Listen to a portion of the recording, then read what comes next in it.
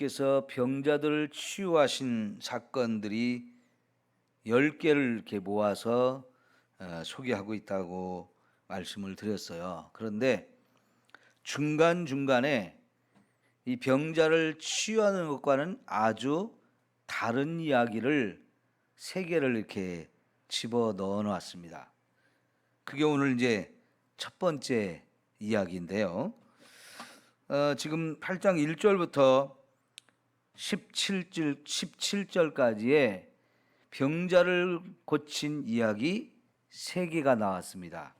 그리고 나서 여기 제자, 예수님을 따르는 제자가 되려면 어떻게 해야 되는지 이 제자에 관한 이야기, 이거를 이제 줄여서 제자도라고 하는데요.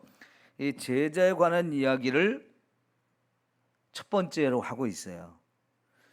그리고 나서 이제 3개의 또 병자를 고친 이야기, 이런 기적 이야기를 3개를 또 우리에게 소개를 하고 나서 9장 9절부터 13절까지 또다시 제자 삼은 이야기가 나옵니다.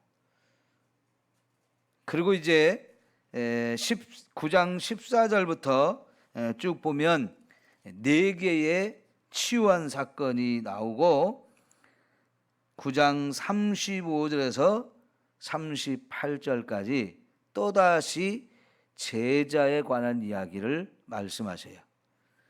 그러니까요, 이 8장과 9장에서 10개의 이 치유 사건, 기적 사건을 얘기하면서 3번째 끝나고 6번째 끝나고 그 다음에 4개 마지막 10번째 끝나고 나서 각각 제자도에 관한 이야기를 3번을 이렇게 중간중간에 이렇게 끼워 넣었다라고 하는 것을 우리가 확인해 볼 수 있어요. 자, 그러면 여러분, 마태는 이 예수님이 우리의 질병을 치유하거나 어떤 기적을 일으킨 이야기들을 하면서도 이 기적의 이야기와 또 뭐를 연결시키고 있느냐면 제자에 관한 이야기, 제자도에 관한 이야기를 같이 연결시켜서 지금 이 치유에 관한 이야기들을 하고 있는 거예요. 자, 여러분, 한결같이 아주 힘든, 치유하기 힘든 병들, 지금도 불치병이라고 할 수 있는 좀 고치기 어려운 병들을 고쳤을 때 사람들이 얼마나 주목을 합니까? 지금 이 8장 처음 시작하는 그 단계부터 산에서 산상수훈을 말씀하시고 이렇게 내려올 때 수많은 사람이 예수님을 따라서 같이 내려왔고요. 내려오는 과정 속에서 나병 환자를 만나서 치유하는 것을 수많은 사람들이 보았습니다. 그러면서 이 이야기들이 진행되는 동안에 여전히 수많은 사람들이 따라다녔고 또 그때마다 많은 사람들이 이 사건들을 보았어요. 그래서 여러분, 오늘 8장 18절을 보면 예수께서 무리가 자기를 애워싸는 것을 보시고 건너편으로 가기를 명하셨다 그랬거든요.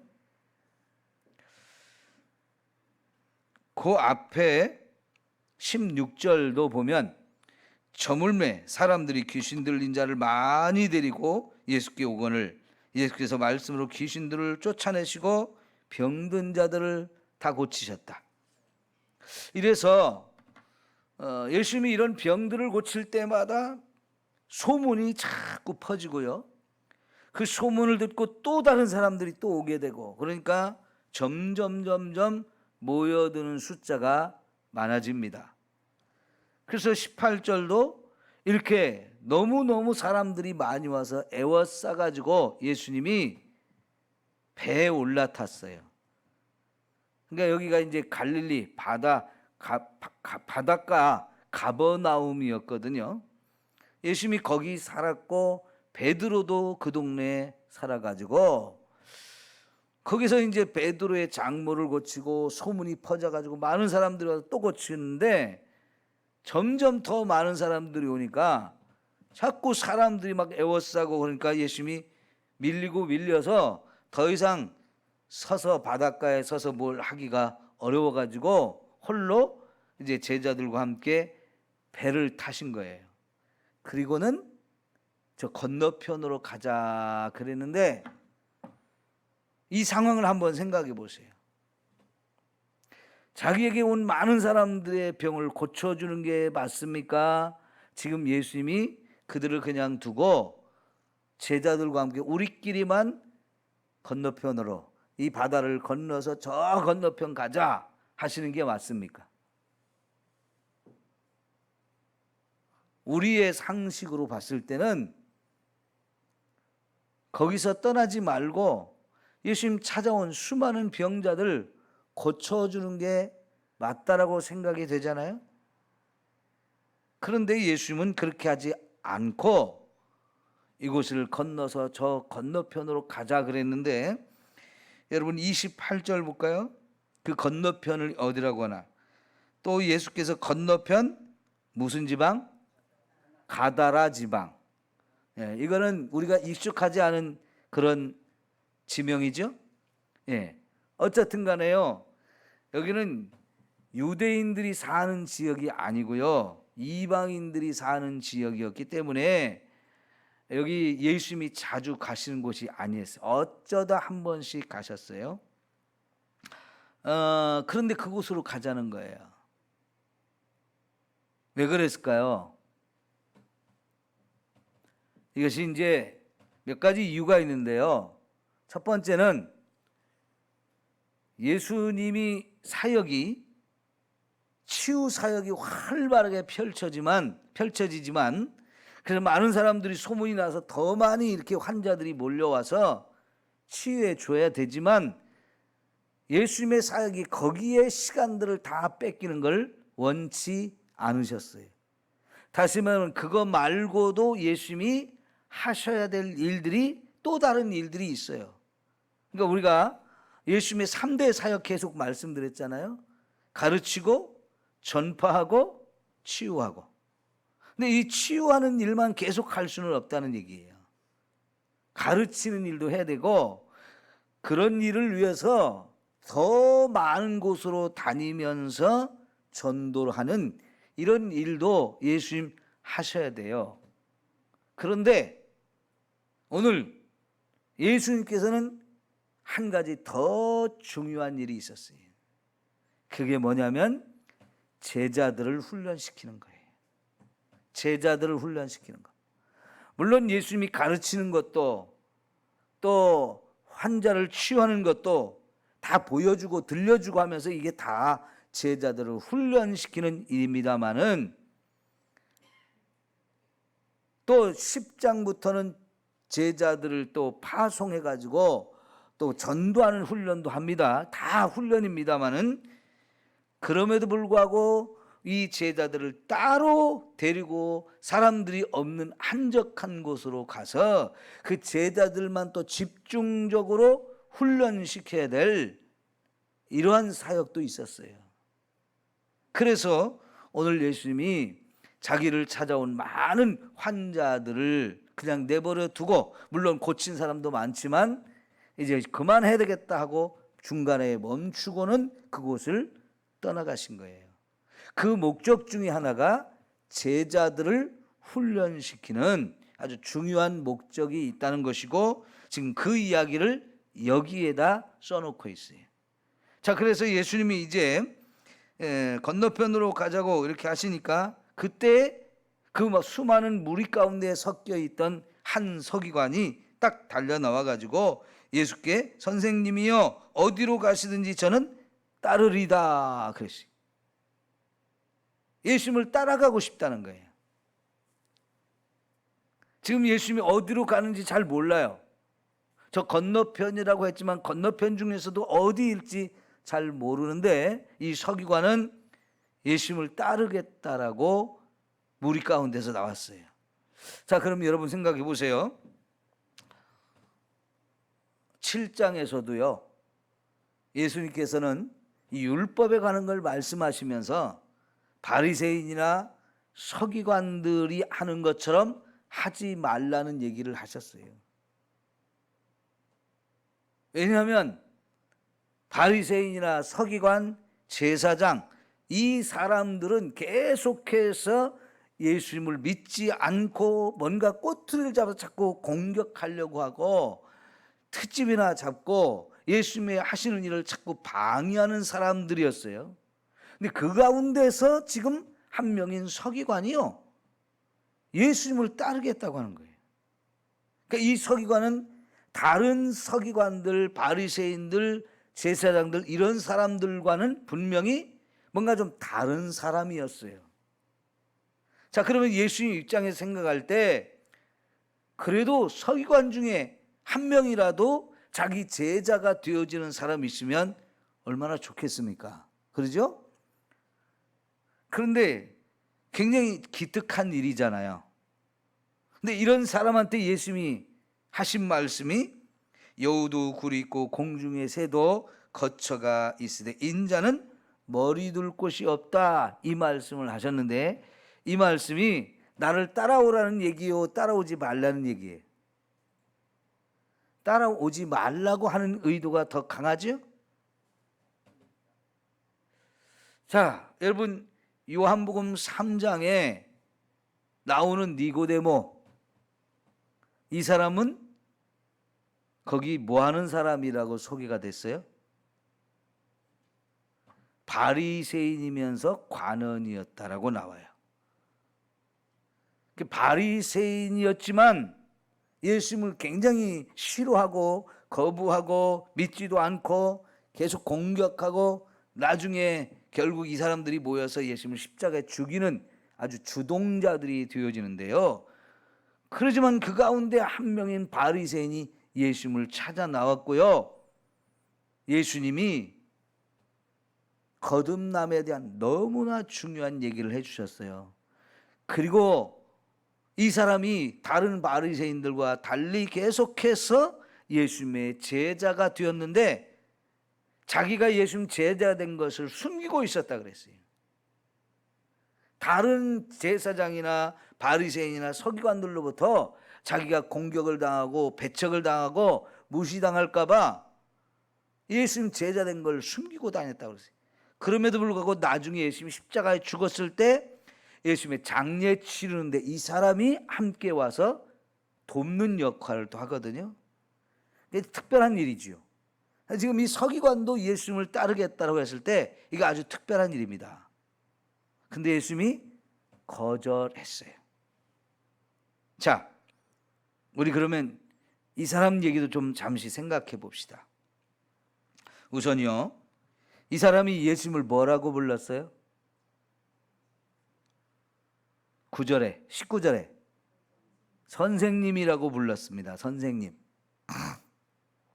자, 여러분 지금 우리가 제자에 관한 얘기하고 있죠?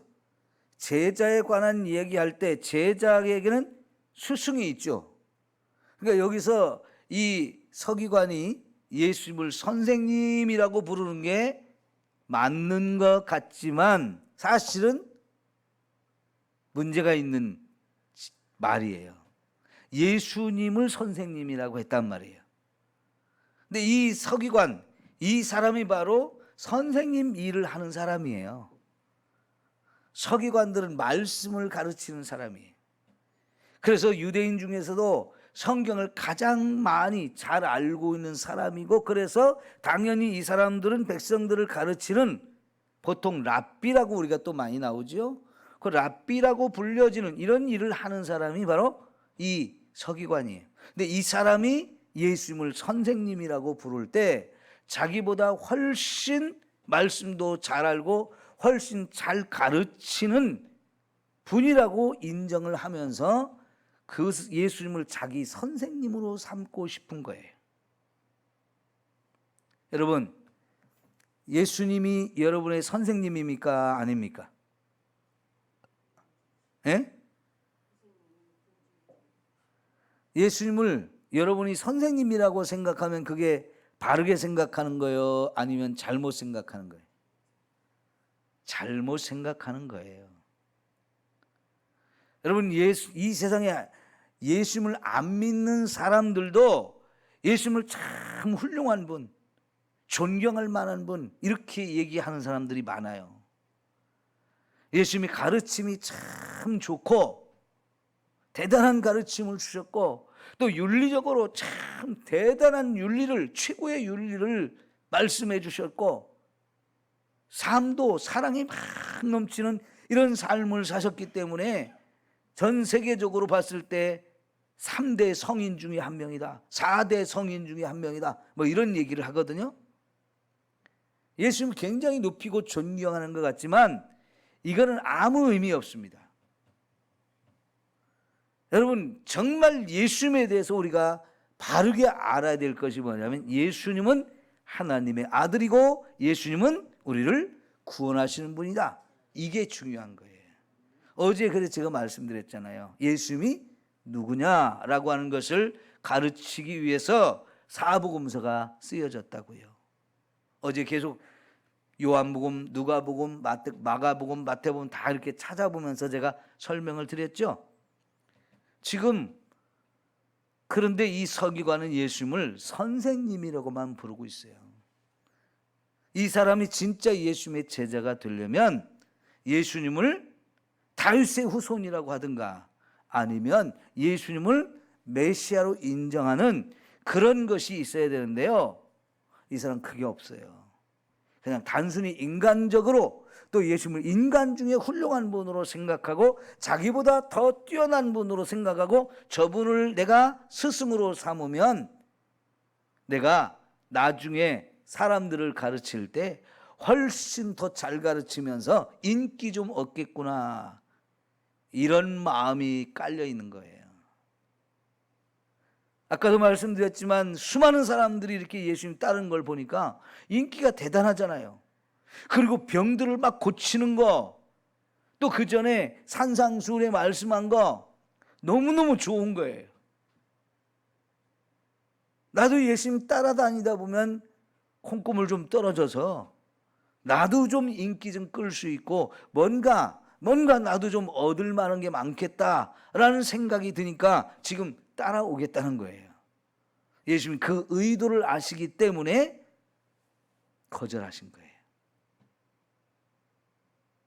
자, 여러분, 20절에 예수께서 이르시되 여우도 굴이 있고 공중에 새도 거처가 있으되, 그 다음에 뭐요?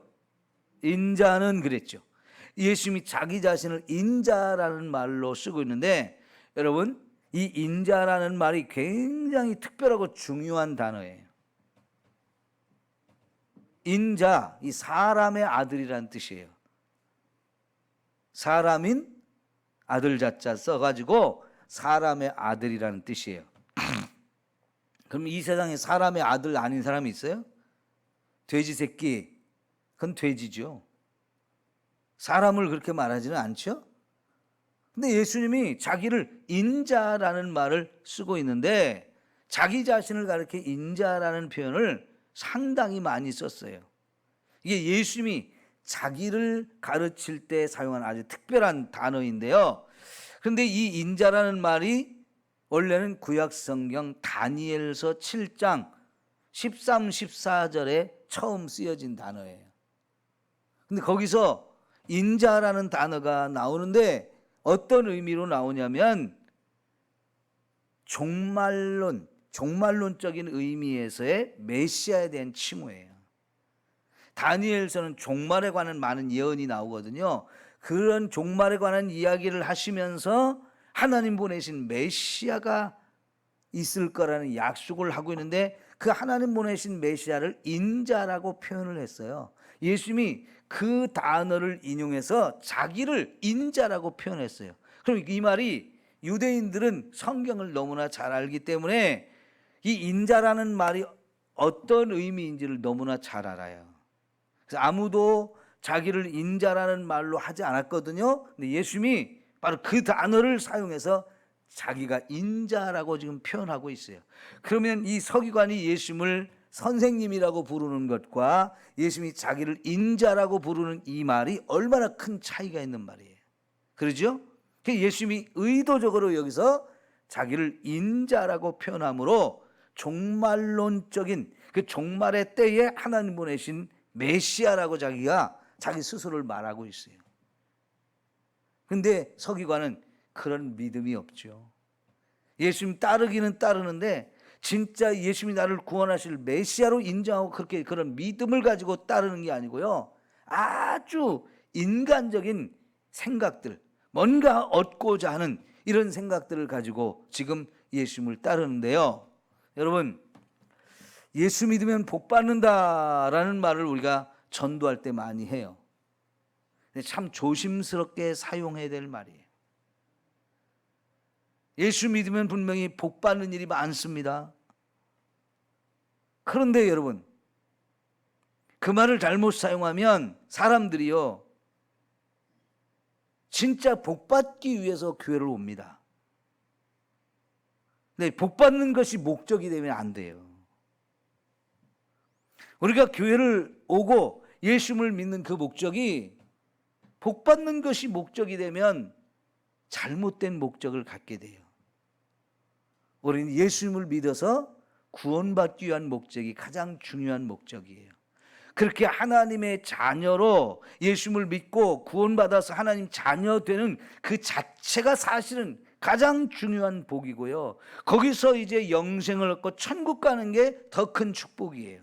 그런데 여러분, 예수 믿고 복 받읍시다, 예수 믿으면 복 받습니다 말할 때 이 복은 세상적인 복이고 인간적인 복이고 물질적인 복, 이런 것만 생각하게 돼요. 그래서 예수 믿고 복 받읍시다 전도할 때 그렇게 사용하는 것은 아주 조심스러운 거예요. 실제로 우리 한국 교회가 막 부흥할 때 잘못 되어진 것이 기복주의가 있었어요. 실제로 많은 사람들이 전도하면서 예수 믿으면 복 받습니다 이렇게 전도를 했고요. 그래서 그 사람들이 교회 가서 예수 믿으면 복 받는단다 하니까 그 복을 받고 싶은 이 마음에 교회를 온 사람들이 많았고요. 물론 그렇게 왔다가 예수님을 진짜 만나서 예수님이 나의 구주구나 이걸 믿게 되는 이런 일들이 굉장히 많아서 감사했지만, 여전히 교회를 다닐 때 복 받고자 하는 게 너무 세고 너무 그런 욕심이 많이 우리 마음에 자리 잡고 있어서요, 복 받는다는 얘기하면 너무 좋아하고 복 받고 싶은 마음이 너무 앞서는 거예요.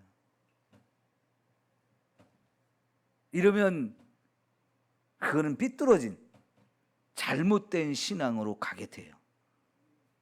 근데 여러분 어때요? 지금 예수님의 이 말씀이 여우도 굴이 있고 공중의 새도 다 거처가 있는데 나는 없다.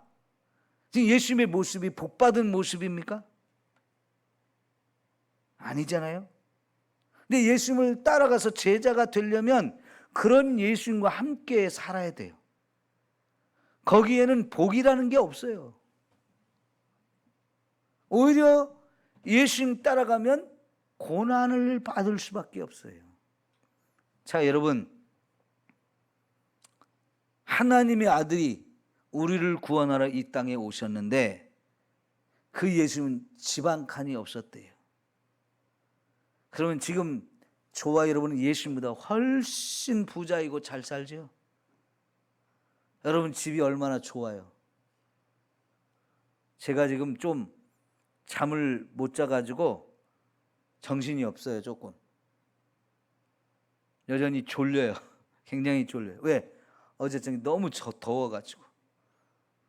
지금 새벽이 돼가지고 제가 내려가서 밖에 이렇게 문 열고 나가보니까 시원한 바람이 너무 이렇게 잘 부는데, 제가 어제 2시에 이제 올라갈 때요, 1층에서 2층 올라가니까 공기가 확 달라지고 3층 올라가니까 더 확 달라지는데 찜통이에요. 찜통. 건물이 막. 집에 들어가서 누워 자려고 그러는데 아내가 에어컨을 틀어놓고 잠을 자는데 28도로 맞췄는데도 막 더운 거예요. 한참을 잠을 못 잤어요. 온도 조절하고 뭐 어쩌 그러느라고. 그래도 감사한 거예요. 이 찜통더위에 여러분 집에 웬만하면 에어컨 다 있어가지고 틀어놓고 그래도 시원하게 잠을 잘 수 있으니 이거는 그야말로 천국이죠. 근데 예수님은 집이 없었는데 여기서 예수님이 뭐라고 표현했어요? 공중에 나는 새도 집이 있고 여우도 다 집이 있는데 나는 새만도 못하고 여우만도 못해. 너 이런 나 따라올래? 아마 이 말을 예수님께서 거절하는 의도가 분명히 있지만 이 말을 들은 이 서기관이 깜짝 놀라면서 예수님 따라갔다는 복받기는커녕 큰일 나겠구나. 아마 스스로가 판단하면서 포기한 것 같아요.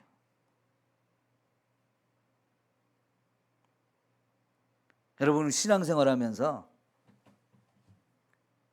복받고 싶은 마음 저와 여러분도 다 있어요. 저의 마음속에도 있어요. 그러나 분명히 복받는 것도 있지만 고난이 따른다는 걸 꼭 기억하십시오. 이게 그거를 감수하고 신앙생활을 해야 예수님의 제자가 되는 거예요. 예수님의 제자가 되려면 고난이 따른다. 이게 첫 번째 메시지예요. 예수님의 제자도 예수님의 제자 이 조건 속에 제자가 누가 예수님의 제자냐? 이 조건 속에 고난받을 것을 각오하고 따라오라 하는 거예요. 그래서 아까 우리가 부른 찬송에 누가 주를 따르겠느냐라고 질문부터 하죠. 그거는 그 주님의 뒤를 따라가려면 고난이 따른다는 거예요. 근데 보통 고난이 아니에요. 그 고난을 다 담아서 표현한 단어가 뭐냐면 십자가예요. 십자가. 십자가를 질 수 있느냐고 또 물어보잖아요. 찬송가가. 이게 십자가를 질 수 있느냐고 누구한테 물어보는 거냐? 예수님의 제자 될 사람들, 예수님의 제자가 되어야 되는 사람들한테 지금 묻는 거예요. 여기서 말하는 제자는요, 예수님을 믿는 것 자체를 말합니다. 예수님을 믿으면 우리는 다 예수님의 제자가 되는 거예요. 근데 예수님을 제대로 믿고 예수님의 진짜 제자가 되려면 십자가를 지고 가야 돼. 그래서 누구든지 나를 따라오려거든 자기 십자가를 지고 자기를 부인하지 아니하면 내 제자가 되지 못한다라고 말씀하시잖아요. 그 한 표현이 난 집도 없어. 내가 거할 곳이 없다. 지금 이게 예수님의 처지예요. 거기에 비하면 이미 저와 여러분은요 너무나 많은 것을 가지고 너무나 많은 걸 누려요. 그러면서도 다른 사람하고 비교해가지고 하나님 왜 나는 저 사람은 많이 주고 나는 조금 줘요? 나는 왜 이렇게 힘들어요? 이러면서 불평하고 불만하고요. 저 사람은 건강한데 왜 나는 이렇게 재수없게 몸이 안 좋은 거예요? 이런 것 때문에 불평 불만이. 그래서 믿음이 안 자라는 경우가 너무나 많아요. 아니요. 여러분 오히려 저와 여러분 지금 어렵고 질병으로 고통받고 남들보다 훨씬 신앙생활하는 게 어렵다. 그러면 우리가 그 사람이 진짜 예수님의 제자로서 살아가고 있는 거예요. 남들보다 내가 주님을 더 사랑하고 남들보다 내가 더 주님을 위해서 헌신하고 그러면서 살아가고 있다는 것으로 여러분이 이해하시면 오히려 그게 더 감사하게 되어져요. 불평할 것이 아니고 감사할 것이 되어지는 거죠. 예수 믿는 거 좋은 일이 많습니다.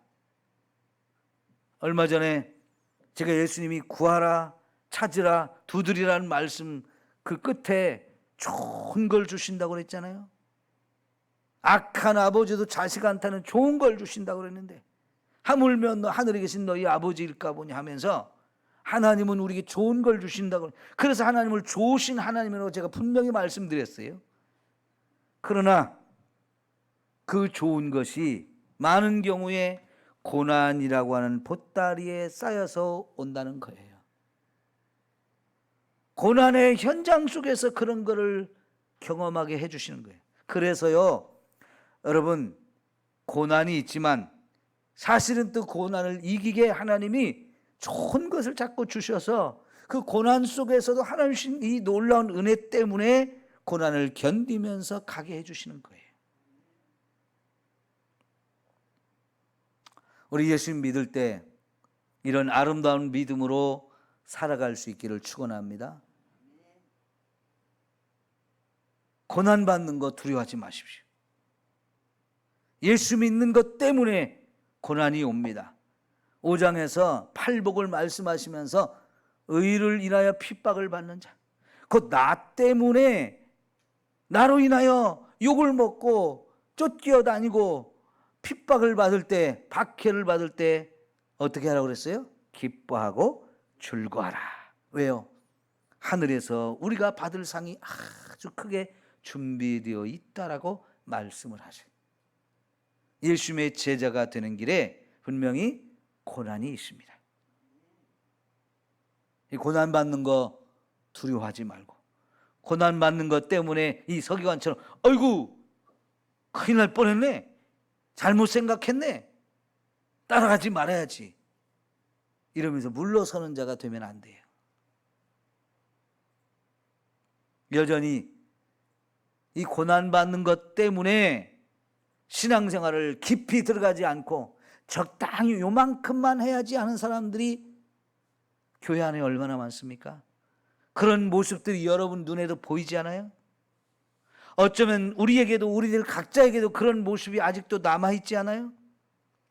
그런 걸 깨지면 깨질수록 믿음이 자라고요, 진짜 주님의 더 가까이 따라갈 수 있는 제자가 되어집니다.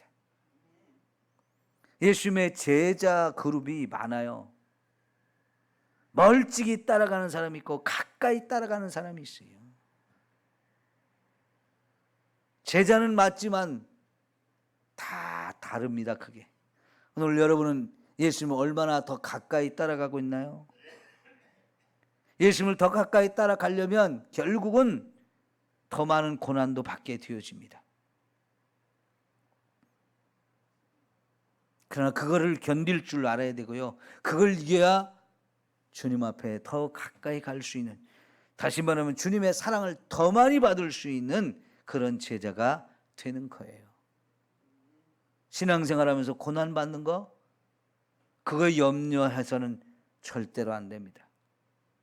각오하고 더 주님을 사랑하는 그 마음을 가지고 뜨겁게 주님의 제자로서 살아갈 수 있는 저와 여러분 모두가 되기를 축원합니다. 기도합니다.